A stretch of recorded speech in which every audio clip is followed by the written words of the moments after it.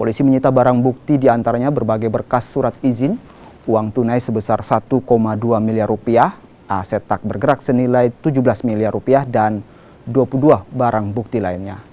Penyelidikan adanya dugaan investasi bodong dilakukan penyidik Polda NTT sejak Maret 2020 lalu.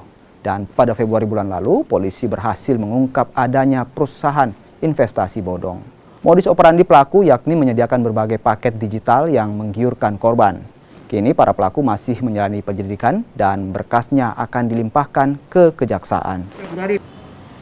Hal ini ditindaklanjuti karena awalnya tersangka menggunakan PT Asia Dinasti ini tanpa izin perusahaan. Nah, setelah sekitar tahun 2021 ini, ulangi 2020, tersangka kemudian mengurus izin atas nama PT Asia Dinasti Sejahtera. Namun izin yang dipergunakan adalah izin usaha perdagangan. Sementara kegiatan yang tersangka lakukan ini adalah kegiatan di bidang perbankan, khususnya kegiatan penghimpunan dana dari masyarakat. Sehingga hal ini